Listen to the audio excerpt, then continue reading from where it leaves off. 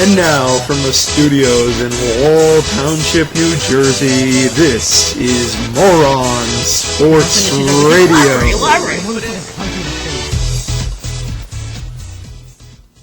Welcome to Moron Sports Radio. My name is Ron Nair, and I'm here with Max Rice, Jacob Vernick, Tyler Paley, and Michael Lopes. We're going to talk about Week 14 in the NFL. We're going to talk about some free agency in baseball. First, we're going to get to our picks, the top 5 games. We'll start with New England and Chicago. New England's 10-2, coming off a big win against the Jets. Chicago is 9-3. Chicago's been a good team this year, but I still think New England's going to win the game. Yeah, coming to this season, I have a feeling a lot of people predict it to be something like Patriots, where they are like now, like 9-3 or something, or 9. Yeah, whatever. 10-2. 10-2. And then the Bears being like 3-9 or something, not good at all. But it turns out it's actually a good matchup between the AFC and NFC team elites.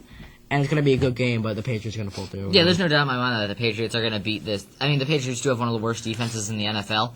But I just think that there's still no doubt in my mind. One of the best offenses. But one of the best offenses, but one of the worst defenses. And I think that they're just going to pass all over this not-so-great Bears pass defense. And I think the... It's not bad. It's not bad, but it's not great. And Tom Brady's a great elite quarterback. Yeah. And I just think that the Bears have like almost no shot. If the Patriots can get to Cutler, the Bears have no shot to win this game. They have to do what the Colts do. The Colts won that game by just balancing run and pass. Yeah, I think even though Brady hasn't had anything to work with this year on the receiving core, not much, maybe except Deion Branch, that's it. And Wes Welker. Yeah, and Wes Welker. I still think that the Patriots are going to win this game. Yeah, all right. Yeah, Patriots all around, I think, right? Yep, Patriots all around. All 5 of say Patriots. All right. Next game, Miami and the Jets. The Jets are 9-3, coming off a big loss against the Patriots, 45-3 last week. Miami's 6-6. They're a bit surprising this year. They're not that great a team. They've had some quarterback troubles. I still think the Jets are going to win this game. Yeah, I mean, the Jets got demolished last week. They lost by 42 points to an amazing Patriots team. And there's just no doubt. The Jets are going to put that game behind them. It's all thinking about next week. Think what you got to do to win this one game, not thinking too far ahead. And that's why they'll beat Miami. Yeah, that's what Rush Ryan's got to tell his team. He's got to tell them not to think about last week. Yeah, they're going to win, even coming off that, as you said, just demolished from last week. Crushing loss. They're going to put that game behind them, and the Jets should, no doubt in my mind, win this game. I actually want the Dolphins to win because I like the Dolphins, fun Wildcat offense. But they're not like that anymore. They're not like that anymore, but I did like that, and that's why I like that too. That's why I still have. I wish it was a fun time. I wish they were a good team with that offense, and I wish that was like a cornerstone for them. But so it's the Jets all around? Yeah, Jets all around. But I can see Santonio Holmes having a great game. I can see the entire Jets wide receivers and Dustin Keller all having great games. And Dustin Keller. All right, move on to the third game, Philly and Dallas. It's a Sunday night game. The only reason we're picking because it's a division rivalry. Philly's 8-4, and the Dallas Cowboys are 4-8. They've been pretty good under Jason Garrett. They've won 3 out of 4, except for the loss to the Saints. I still think the Eagles are going to win this game. They're definitely a better team. Yeah, I do think the Eagles are going to win with Michael Vick and that explosive offense, which I've said like 1,000 times on this show.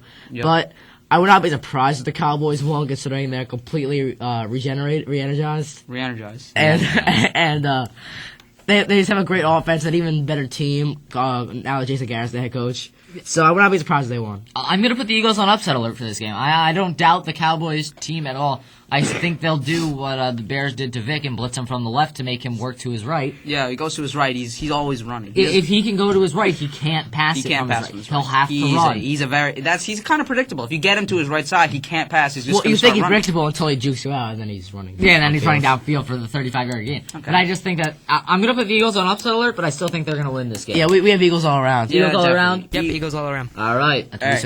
Fourth game, Chargers and Chiefs. The Chargers are 6-6. The Chiefs are 8-4. A bit of surprise this year. They're a good team. And the Chargers, I think, the only reason that I think they might win this game is because Phillip Rivers has had a great season. He's just gonna have a great game, and I think the Chargers are gonna win. Phillip Rivers has had an MVP season this year. He really has. I might say he's the MVP this year.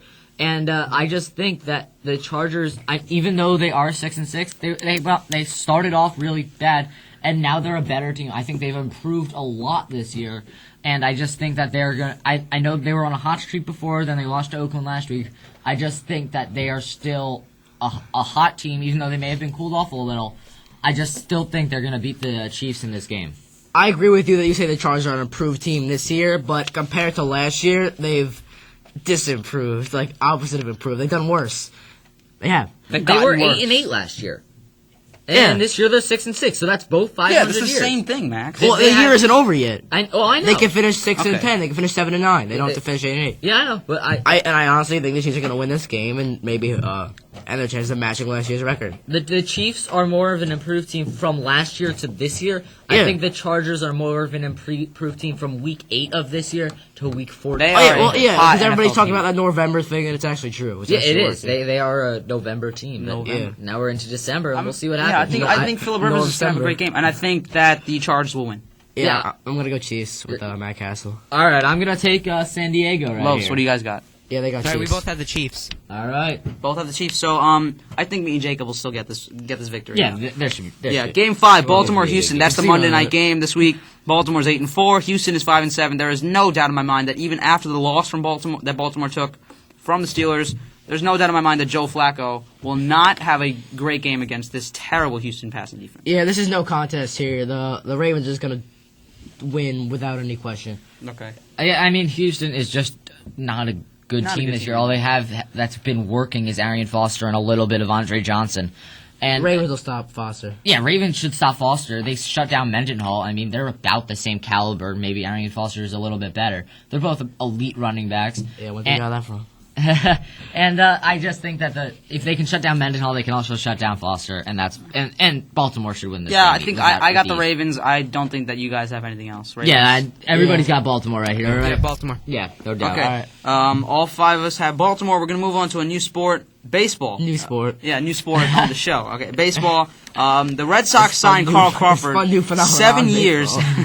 for $142 million. That's a great signing for the Red Sox. Second superstar they've landed this week. They landed Adrian Gonzalez in a trade earlier this week. Yeah, I think Boston is now one of the best outfields in the major leagues. They have Jacoby Ellsbury and they have Carl Crawford. I mean, they're going to still have J.D. Drew in right, or no, Carl Crawford. No, is a left fielder? JD Drew's in right field. Yeah, J.D. Drew's in right field. J.D. Drew had a pretty good season. Crawford's in left. Yeah, he's not a bad And now player. this can eliminate the use of the rookie outfielders they were using last Yeah, year with in Ryan Nava Kalish. and Ryan Kalish, Daniel Nava and Ryan Kalish. They can let them develop in the minor leagues. So yeah, that they can go back to the minors and develop even more, even though they had good years last year. Mm-hmm. I just see that Boston, they could win the East this year. I'm not doubting it. I think if the Yankees land Cliff Lee, it'll be a great race. Yeah, as of right now, the Red Sox are going to win. They're the leaders of the winter meeting so far, and they're going to win the AL East if this market stays the same as I just don't think they have the best pitching. I think they have Lester. They have closer problems in Jonathan Papelbon. Papelbon. Yeah, who would you say was going to... I think it's going to be Daniel Bard might Yeah, take yeah, over yeah. the closer role this year. He He could was throw set up 100 man miles last an year. hour. Yeah, Yeah. Papelbon could do set up if he just controls himself. Yeah, he has to learn that. Yeah, he's going through the same kind of breakdown Brad Lidge went through. Yeah, exactly. He has exactly. to, he has to exactly not true. be bad, and then he'll do Oh, really? Thanks for the info. All right, we can move on to the next offer. It was just an offer. The Yankees Expert Max offered Rice. Cliff Lee 6 years, $140 million originally. They increased that offer by 7 years Just by after one more Carl year. Crawford. Just one more year. Yeah, to 1 more year, and I think it was like 20-something more million dollars after Crawford signing, just to keep up with the Red Sox. I don't see how there's any way that the Yankees don't get Cliff Lee. Yeah, Cliff Lee must hate money. I don't know why he's not signing him. I mean, the only dilemma that I could see coming of this is that both him and Sabathia want to be the star, No, but the ace. we've seen this before in New York. There have been players that are afraid of the pressure and the pressure that it brings. Okay, here's my thing. Was Cliff Lee Lee will was the dominate ace in Seattle, correct? Was Yeah. Yeah. over Felix Hernandez, who then went on to win the Cy Young. Yeah. Yeah. And so Cliff Lee, I know Sabathia's been a Yankee longer, but I think Cliff Lee might come in and take the starting job away from the ace job away from Sabathia, because I mean, I don't know. Lee went in over the Cy Young winner.